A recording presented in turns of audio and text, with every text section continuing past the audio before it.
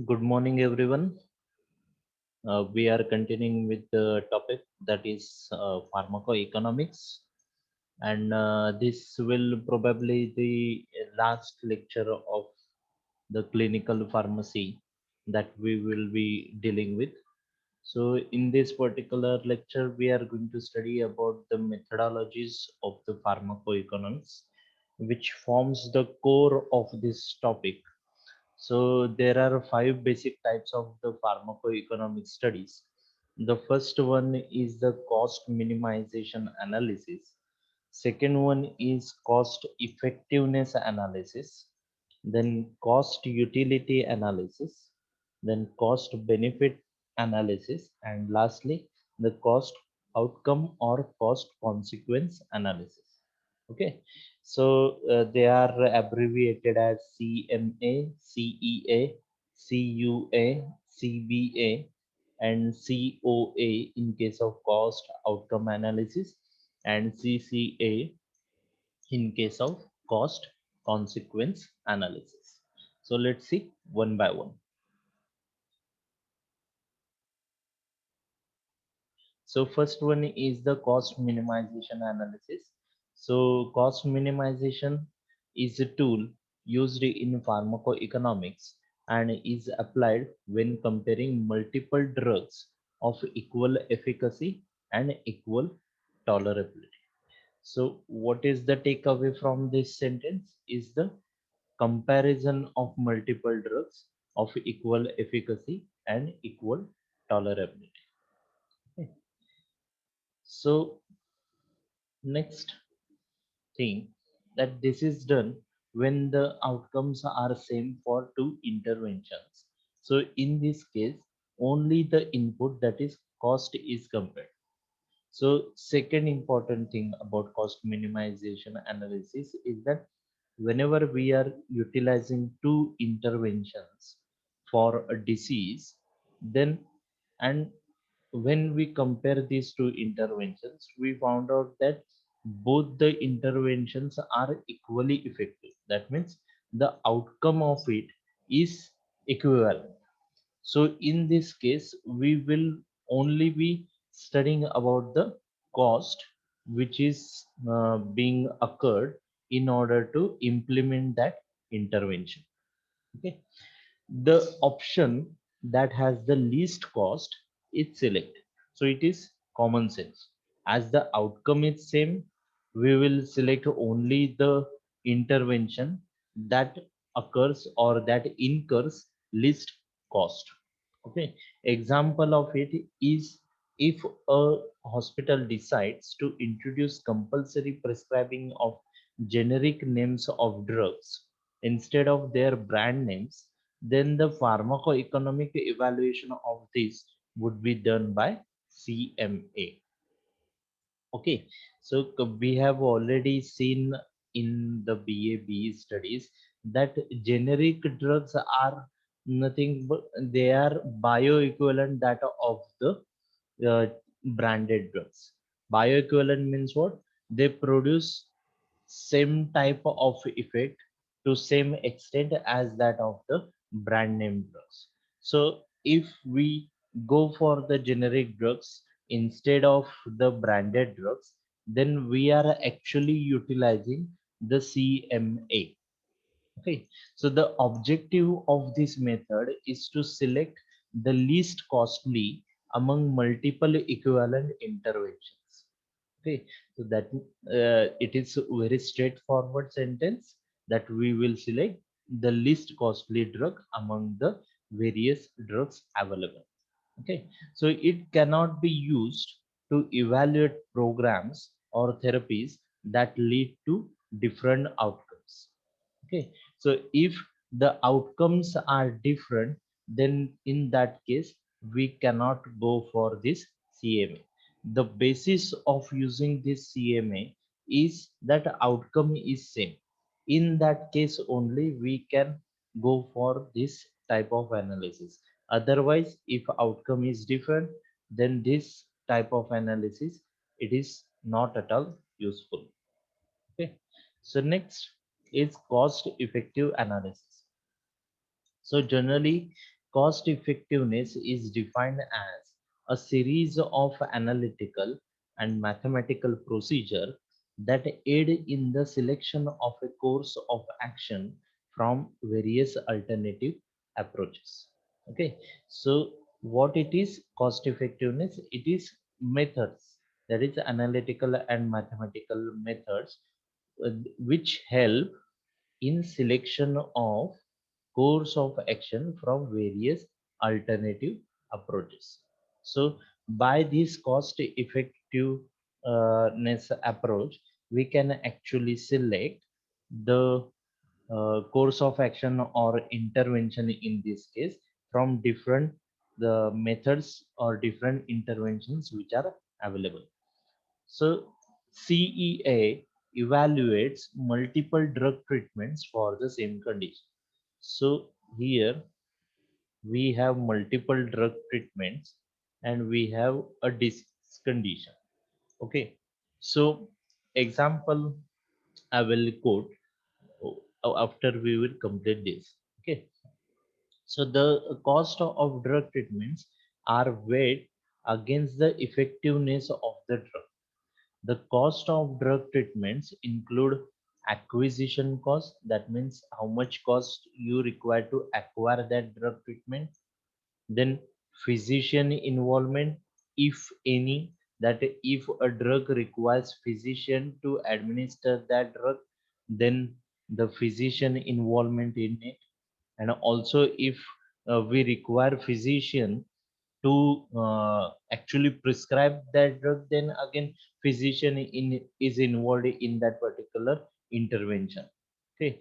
And nursing cost means if we require a trained professional like nurses to actually administer that drug, then that nursing cost should also be added in the cost of drug treatments. Okay, so the effectiveness of drug treatment is measured in tangible measures. Tangible means which we actually can feel or we can actually touch. Okay, so what are these tangible measures? Such as length of hospital stay, we can actually count na? So how much uh, the patient is admitted to the hospital on this day and he was discharged from the hospital on this day, so we can actually count the number of days. So duration of treatment required, this can also be measured. And also the mortality rate, that means the rate of death. Okay, it can also be measured. The results of CEA are expressed as cost per outcome for both the therapies. Okay, so CEA is most commonly applied form of economic analysis in literature and especially in drug therapy. So it does not allow comparisons to be made between two totally different areas of medicine with different outcomes.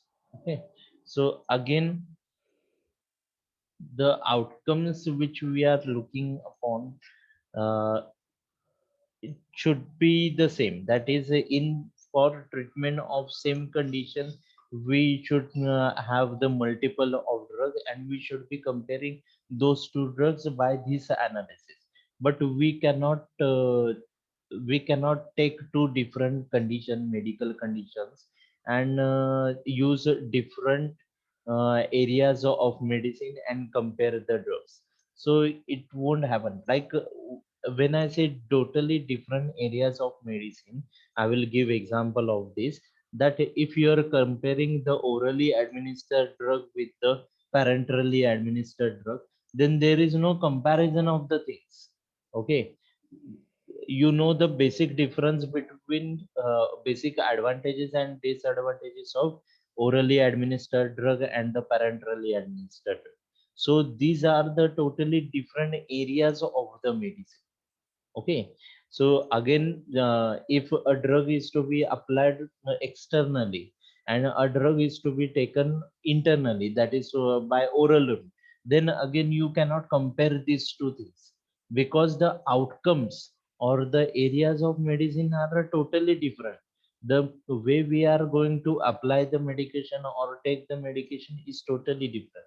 So here the in this case I will again give one example of what are the different outcomes over here.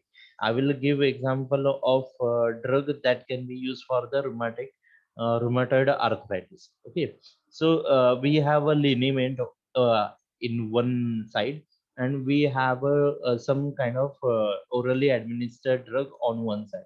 Okay, so orally administered drug, it has different outcome. Okay, it will go into the body and it will reach to the site of action, and whatever problem, the rheumatic factor that is causing the rheumatoid arthritis, it will try to nullify that rheumatic factor. So outcome over here is to nullify that rheumatic factor. But in case of a liniment which is to be applied from externally, that liniment will provide the patient the only the local effect, that is relief from the pain. So the liniment won't be dealing with the neutralization of the RH factor. Okay, so here the outcomes are totally different. So in such cases we cannot compare the drugs. Okay, so next is cost utility analysis. For some CEA comparison, such as evaluation of chemotherapy agents, the primary clinical unit measure of effectiveness is the number of years of lives gained because of treatment. Okay, so it talks about effectiveness. So effectiveness in case of chemotherapeutic agent, like in case of anti-cancer therapy, how to measure the effectiveness of a drug, that how much years of life is gained by the patient. So in case of a AIDS patient also, the effectiveness of the drug can be measured in the same way. But utility is different from the effectiveness. Okay, so in this cost utility analysis, just measuring the patient's length of life because of treatment does not take into account the quality or utility of those years. Okay, so only the number of years if they are increased, but the patient is bedridden for all those years, then it is not the quality of life which we expect. Okay, so when we are saying utility analysis, we are actually focusing on quality of life that a patient got from that particular treatment. Okay, so in CUA, it measures outcomes based on years of life that are adjusted by utility weights. So we uh, assign some weights to the life which is gained by the patient. So if we only measure the years of life gained by the patient, then it becomes CEA. And if we assign the weights to that years of life which is gained, then it becomes CUA. Okay, so these weights, it can range from 1.0 for perfectly healthy to zero point 0.0 that is dead. Okay, so 0.0 it means that the person is dead because of that particular uh, while he is on that intervention. And if the value is 1, that means the person is in perfect health. Okay, so these utility weights incorporate patient or society preferences for specific health states. Okay, so when morbidity and mortality are both important outcomes of a treatment, then CUA should be used to incorporate both into one unit of measure. Okay, so the main disadvantage of this CUA is that there is no consensus on how to measure these utility weights, and they are more of a rough estimate than a precise measure. So how to actually assign these weights, there is no consensus in between the scientific community. So it is like a hit and miss of a thing, that it has some kind of bias problems, that uh, if I will give you a example of a perspective. If I keep a glass of water which is half filled on the table, half of you will say it is half filled, and half of you will say it is half empty. So it is difference of perspective that makes this analysis type disadvantages, because everyone will have difference of opinion while assigning the weights to the treatment. Okay, so that's why it is kind of a rough estimate than a precise measure. The next is cost benefit analysis, CBA. So CBA is most comprehensive and is the most difficult of all economic evaluation techniques. In this technique, the benefits are also assigned a monetary value so that cost and benefits can be easily compared. Okay, so when we say cost, we are basically talking in terms of money. So when we are uh, assigning the money value or money proposition to the benefits or the outcomes of the treatment, then we can actually compare the cost which is incurred to get that intervention, and the benefits or the outcomes in monetary values which we will get from that intervention. Okay, so this totally different interventions can be compared. So it makes it a useful tool, just like CUA for resource allocation by policymakers. The benefits realized from a program or a treatment alternative are compared with the cost of providing it. So we are not, as we are ascribing the cost, the monetary terms to the benefits, it becomes very easy to apply this CBA to the programs also, and to the drug therapies also. Okay, so the both the cost and benefits are measured and are converted into equivalent dollars. In case of Indian scenario, we can convert it in rupees. So in the year in which they will occur, future cost and benefits are discounted or reduced to their current value. Okay, so whatever cost or benefits that are going to happen in future, they are to be deducted from the current value. So these cost and benefits are expressed as a ratio, that is benefit to cost ratio. So a net benefit or a net cost that will we will get. Okay, so next is cost consequence analysis or cost outcome analysis. Okay, so cost consequence analysis, it simply calculates cost and varying outcomes. Okay, that is variety of outcomes. Outcomes can not only be the curing of the disease.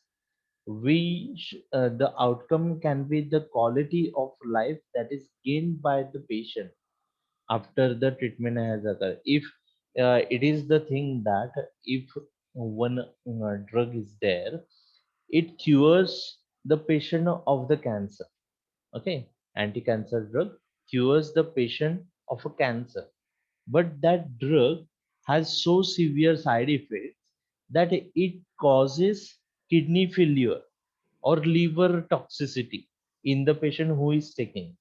Then in that case, even though on one hand we are getting very nice outcomes, such as the patient is getting relieved of the cancer, but on the other hand, the same drug is causing the kidney failure of the patient, then we have to analyze these things. What are the consequences of the treatment? it is producing a very good effect on one hand, and on the other hand the side effects of it, they are very fatal. So we have to analyze this thing. Okay, so examples of the variety of outcomes can be the number of disability days, the changes in functioning, uh, then total cholesterol level, and cholis. Okay, we have already seen what is choli. So please go back and refer to that particular slide. Okay, and reports them in a table comparing each alternative therapy without calculating a ratio, like in case of CEA or CUA, or the net benefits as in case of CBA. Okay, so it is the responsibility of decision maker to review all possible cost and consequences of each therapy, and then use his or her own decision rules to combine the values of varying cost and effectiveness and make the decision. So when we tabulate all the data, it becomes very easier to compare uh, the data to the decision maker, and decision maker can actually decide upon the which treatment is to be selected for a certain patient. The decisions made using this approach may be less than optimum because they are based on the heuristic used by the decision maker, which may vary from person to person. Heuristic is like a method or is like a procedure which is used by the decision maker. Okay, so again, a personal bias may come into this. It is a difference of perspective or difference of opinion, but however it does make the calculation of cost and effectiveness explicit. Explicit means it is like open, that everyone can see this, that what is the cost and effectiveness of a certain drug therapy. Okay, so if the decision process is verbalized and recorded in writing or electronically, it does provide insight into how decision makers combine multiple factors to arrive at a decision. Okay, so if a decision maker is there, he decides for a treatment that I will go for this particular treatment, and he enlisted the factors that actually favor his decision, and he decided to record it electronically, like writing in a paper, in a research article, that he decided that I will write a research paper in which I will describe that why I did go for this treatment, why not for that treatment. So when it happens, it actually gives us insight into the minds of the decision maker, how they actually arrive, how they utilized all the factors while deciding for the treatment. Okay, so next is applications of the pharmacoeconomics. The first application of the pharmacoeconomics is to aid clinical and policy decision making. Okay, so complete pharmacotherapy decision should contain assessment of three basic outcome areas, wherever whenever appropriate. That is, first outcome area is the economic, second outcome area is the clinical, and third is humanistic outcomes. So it is echo. Okay, so that clinical or policy decision making means what? With the help of the different methodologies of the pharmacoeconomics, we can actually uh, evaluate different treatment options, and we can decide upon that which treatment option to be selected for the patients. Okay, so whenever we are selecting treatment options for the patient, we have to test the treatment options depending on these three factors. This outcome area, that is, first outcome area is economic, means the cost which is associated with the treatment or the with the intervention. Okay, so it should be economical. That is the thing. Then second is clinical. Clinical means what? The treatment option which we are selecting, it should provide the optimum benefit to the patient. That means patient should get rid of his or her medical condition when this treatment option is utilized.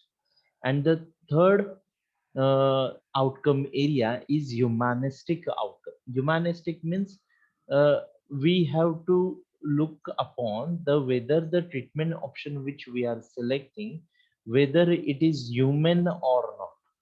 That means we have the drug which is to be given by the oral route, and we have the drug which is to be given by the parenteral route. Although parenteral route is preferred in emergency situations, but if the medical condition of the patient does not warrant a parenteral drug, then we should not give the parenteral drug to him or her. Okay, in that case we should go for the oral drug. Although the parenteral drugs are better than the oral drug in most of the cases, but the considering the compliance of the patient and the humanistic view, we have to go for the oral drug because it will produce least pain to the patient as compared to the parenteral drug. Okay, the next is to support various clinical decisions which range from level of patient to the level of entire healthcare system. Okay, so now we when we go for the pharmacoeconomic situation, we first of all consider the effect of the current intervention for keeping in mind a patient, and then we have to apply these results of the different methodologies utilized to the entire healthcare systems. Okay, so for discussion purpose, the application of the pharmacoeconomics to decision making is divided into two basic areas. That is, first area is drug therapy evaluation, and the second area is clinical pharmacy service evaluation. Okay, so pharmacoeconomics, the Indian scenario of it. So the Indian pharmaceutical industry is the world's fourth largest by volume and is likely to lead manufacturing sector in India. The Indian Patent Act in 1970 played a major role in developing a base for manufacturing unit in India. The change in law in 2005 has created opportunities for both international firms and local Indian companies for sharing expertise. As fourth largest producer of drugs by volume, Indian pharmaceutical industry has diversity of medicines, yet brand name prescriptions are the rule of the day. Formulary system is very weak, or we can say it is almost non-existent. In retail stores, no formulary system can be implemented. But in a hospital attached medicine stores also, the formulary system is non-existent. And the treatment protocols, you may find treatment protocols in the variety of literature, but they are in the literature only. They are not followed in actual practice. The resources are scarce. It is very much true that considering the population of India, we have very limited of resources, and also the competing programs are plenty in healthcare. So like when we say competing programs, example can be given of all vaccination programs. In India, the government runs many vaccination programs at the same time, and currently our vaccination program is like overburdened. How? Because corona vaccine is also added to the all the arsenals of the vaccines. Most of the vaccines, when we say, they are for the children, but now with the introduction of coronavirus disease in India, the vaccination program load is increased exponentially, but still we are doing very much good as compared to the developed countries. Okay. Now, every day lakhs of vaccines are being administered to the patient. It is these are the people who are not very keen to taking the vaccine, but we have all the preparation at our places. Okay. So the concept of healthcare insurance is yet to be popularized in the country. So again, this is a very questionable thing, as many of us, we don't have the insurance, a basic insurance, life insurance, and 90% of us, we don't even have the concept of a medical aid. Okay. So this industry, although it is a kind of very developed industry, insurance industry, but the awareness regarding the insurance, buying an insurance, is very less in India. Okay. So next, the challenges of the pharmacoeconomics, say, it includes establishing the guidelines or standards of practice. It is very difficult because of difference of opinions different policymakers have. Then creating a cadre of trend producers and consumers of pharmacoeconomic work.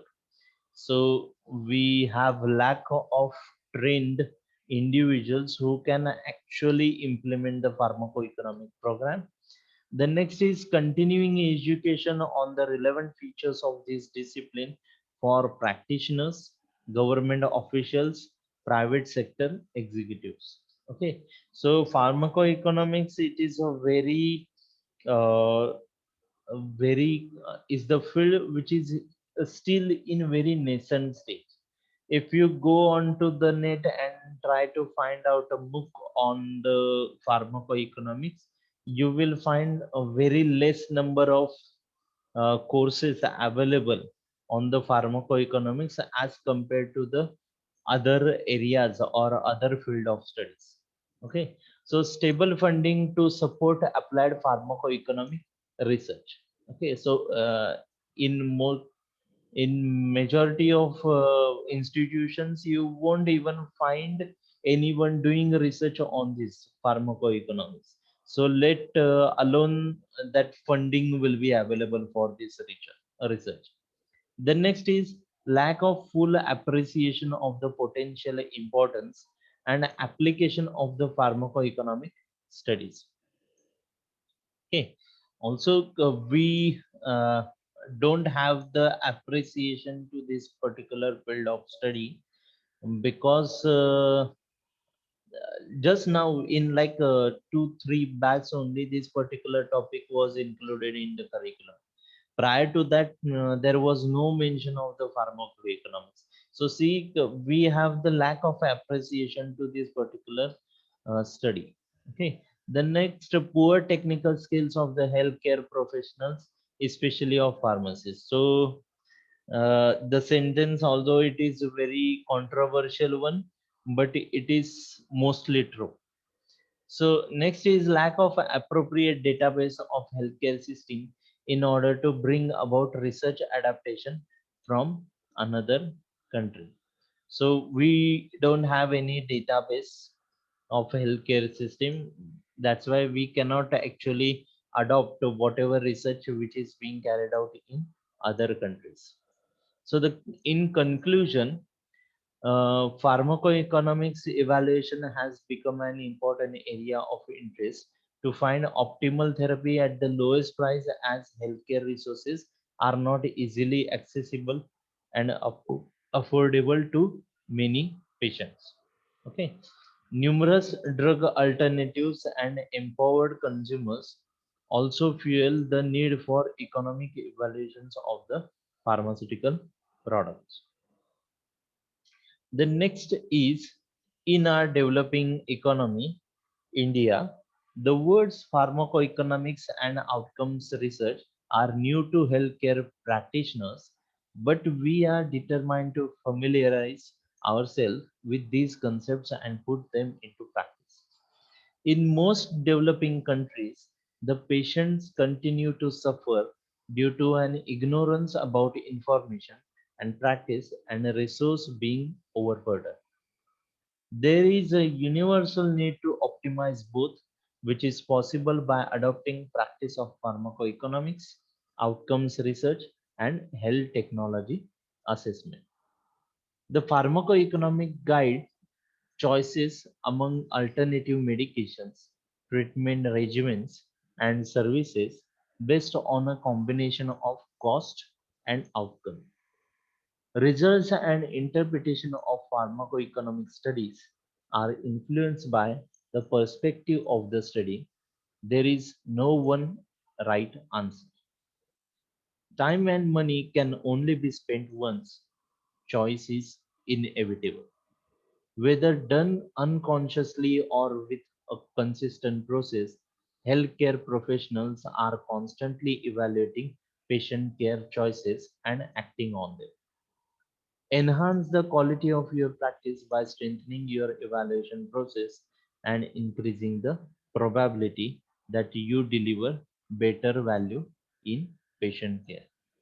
Okay, so with this, we have finished with the topic that is pharmacoeconomics, and also we have finished the syllabus of the clinical pharmacy for 8th semester, 4th year.